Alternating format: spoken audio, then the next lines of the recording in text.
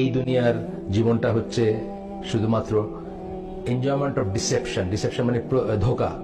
মানে এই যে আমরা ভুলে আছি, আমি যেটা বললাম, আমাদের সমস্ত বিনোদনের কর্মকাণ্ড, এটা ক্রিকেটের টেস্ট হোক, এটা সিনেমা হোক, নাটক হোক, গান হোক, কার্টুন হোক, ফেসবুক হোক, আপনার বা আরো কিছু হোক, কি সব আছে না, মেসেঞ্জার টেসেঞ্জার, এখন সবকিছু কিন্তু আপনাকে একটা জিনিস করে, আপনার মৃত্যুটা ভুলে রাখে এক নম্বর, এবং আপনার জীবনটাকে চুরি করে নেয়। জীবনটাকে চুরি করে নেয় কোন সেন্সে বলতেছি, যে প্রত্যেকটা মানুষের জীবন হচ্ছে তার যে সময়টুকু তাকে আল্লাহ দিচ্ছেন। কাউকে দিচ্ছেন 1 বছর, কাউকে 10, কাউকে 50, কাউকে 60, 70, 80, যাই দিচ্ছেন।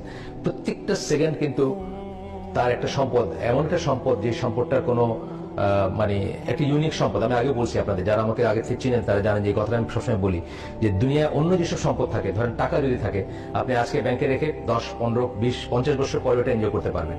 অথবা অনেক সময় খাদ্যদ্রব্য, যেমন ধরেন একটা, এখন আমাদের টেকনোলজির কল্যাণে আমাদের প্রত্যেকের বাড়িতে ফ্রিজ আছে, তো দেখা যায় যারা বড় লোক তাদের কোরবানির গোশত নেক্সট কোরবানির আগে পর্যন্ত খাইতে থাকে, ইসের জমায় রেখা, ফ্রিজে জমায় রেখা। কিন্তু সময় হচ্ছে এমন একটা সম্পদ যেটা আপনি জমা রাখতে পারেন না। একটা সেকেন্ড চলে গেল, এটা জীবনে আসবে না। হয় আপনি এটা আল্লাহর জন্য ব্যয় করছেন, আল্লাহর পথে ব্যয় করছেন, তাহলে আপনার রিওয়ার্ড আশা করতে পারেন, আর নাইলে এটা ড্রেনে চলে গেছে, ওয়েস্ট হয়ে গেছে।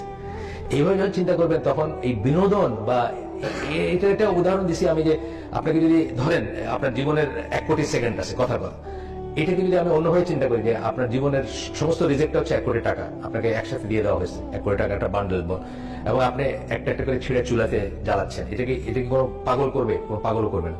কিন্তু আমরা সময়ের ব্যাপারে আর জীবনের হায়াতের ব্যাপারে এটা চিন্তা করি না। কিন্তু আমরা যেভাবে ওয়েস্ট করে দিচ্ছি, যে রাত জেগে সিনেমা দেখা, এটা করে, অনেক সময় ভেন টক, আজ শুধুই গল্প করে। আমাদের চায়ের দোকানগুলো আপনি দেখেন, আমাদের গ্রামের চায়ের দোকানগুলো দেখেন, কি নিয়ে আলাপ করতেছে মানুষ। মানে কখনোই কিন্তু আল্লাহ আখিরাত এসব নিয়ে কোনো আলাপ নেই। এগুলো নিয়ে আলাপ করলে বরং, আর মৃত্যু তো নাই, এগুলো নিয়ে আলাপ করলে বরং উল্টা আপনার উপর মাইন্ড করবে যে এইটাকে এইসব কথা বলার জায়গা নাকি। এখানে আসছি একটু মনটা ফ্রেশ করতে, এখানে এসব কথা বলেন।